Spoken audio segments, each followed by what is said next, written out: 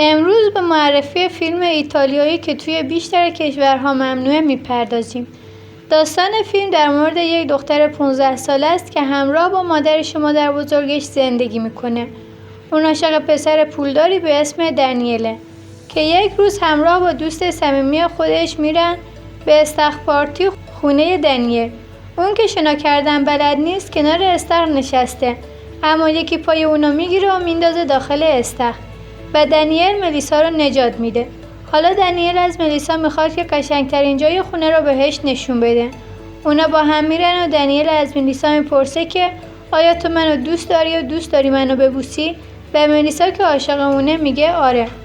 اما دنیل به ملیسا میگه که باید جای خصوصی منو ببوسی و ملیسا رو وادار به انجام این کار میکنه. بعد از این ماجرا ملیسا احساس میکنه که دنیل اونو دوست نداره و بازیش گرفته، اما دوست داشتنش روز به روز زیادتر میشه و تلاش میکنه که دنیل رو پیدا کنه. یه روز دوست صمیمی ملیسا بهش میگه که دنیل رو دیده و ملیسا برای جلب توجه دنیل میره اونجا. دنیل به سختی اونو میشناسه اما بهش میگه که بریم یه جای خلوت تا صحبت کنیم. اونا به خونه دنیل میرن و دنیل از ملیسا میپرسه که هنوز دختری و بعد از شنیدن جواب مثبت ملیسا بهش میگه که اونو دوست داره و ملیسا بازم حرفشو باور میکنه و توی همون شب باکرگی خودشو از دست میده و میفهمه که دنیل اصلا بهش حسی نداره و همه حرفاش دروغ بوده. اون که زخم عمیق خورده برای آروم کردن خودش شروع به یادگیری شنا میکنه و به خودش قول میده که هرگز بازیچه دست کسی نشه و اون اتفاقو توی دفتر خاطراتش مینویسه و برای فراموش کردن اون موضوع توی سایت‌های دوستیابی عضو میشه و با خود ارضای خشم خودش رو کم میکنه. بعد از گذشت چند روز دنیل دوباره ملیسا زنگ میزنه و میگه که میخوام ببینمت و برات یه سورپرایز هم دارم. وقتی ملیسا میره اونجا دنیل اونو میبوسه و از اون میخواد که چشاشو ببنده. ملیسا وقتی چشاشو باز میکنه میبینه که داره دوست دنیل رو میبوسه و عصبانی میشه و میخواد از اونجا بره، اما دنیل اونو بچه خطاب میکنه. اونم به خاطر اینکه ثابت کنه بچه نیست دوست دنیل رو میبوسه و با هم رابطه برقرار میکنن. اون خوشحاله که دیگه بازیچه دست دنیل نیست.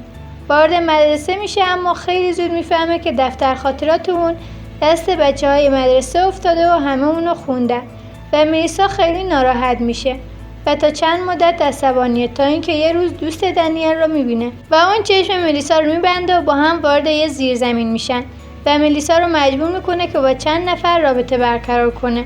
بعد از اون اتفاق ملیسا برای آروم کردن خودش دوباره به طرف سایت‌های دوستیابی کشیده میشه و با یه مرد سن بالا قرار میذاره. اون مرد از ملیسا میخواد که برای ارضا شدن خودش اونو شلاق بزنه و ملیسا هم این کار رو انجام میده، اما کمی بعد مرده میگه که حالا نوبت منه و شروع به شلاق زدن ملیسا میکنه و به سختی از دست مرد فرار میکنه. و از اون طرف هم مادر ملیسا دفتر خاطرات اونو خونده و از همه چیز خبردار میشه. مادر ملیسا حالا که میفهمه حواسش به ملیسا نبوده تصمیم میگیره به ملیسا کمک کنه تا حالش بهتر بشه. مدرسه ها کم کم داره تموم میشه و ملیسا میفهمه که یه پسر خجالتی اونو دوست داره و کل سال نقاشی های ملیسا رو میکشیده.